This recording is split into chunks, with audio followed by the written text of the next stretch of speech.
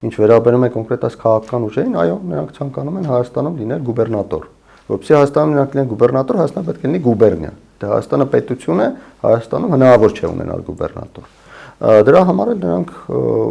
այդպես հաղորդագրություններ են ուղարկում Ռուսաստանին, իհարկե Սաքոչյանի եւ Ծառուկյանի դեպքում է ավելի իրականությանը մոտ, որովհետեւ Սամվել Կարապետյանը անհրաժեշտություն չունի որևէ հաղորդագրություն որևէ տեղ ուղարկել, նրան հատուկ առաքելությամբ Հայաստան ուղարկել են ուղարկողները եւ նա անում է այն, ինչը ի սկզբանե պետք է աներ։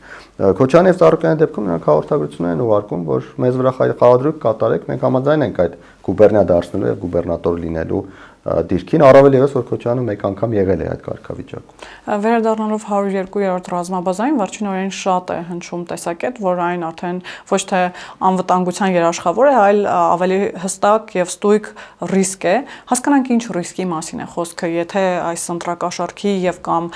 ճնշումների մասին բարձրաձայնումներից վերացարկվենք, պարոն Ղևոնդյան, ել ինչ ռեալ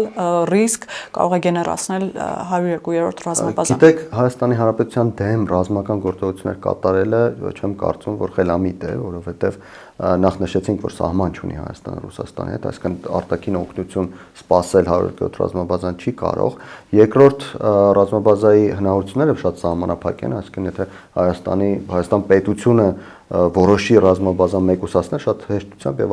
արագորեն կարող է մեկուսացնել, հաշվի առնելով թե Հայաստան պետությունը ինչ հնարավորություն ունի եւ ռազմաբազան կոնկրետ ինչ հնարավորություններ ունի, այնպես որ ռազմական գործողությունները հիմնականում բացառվում են, կարելի է շատ փոքր զրոյի մոտ է հավանականությունը։ Այստեղ այլ բան կա, որ եթե Հայաստանի ներսում ինչ-որ անկարգություններ սկսվեն, ինչ-որ քաոսային իրավիճակ, ռազմաբազան կարող է կողմերից որևէ մեկին միանալ եւ այդտեղ կարող է որոշակի գործողություններ իրականացնել։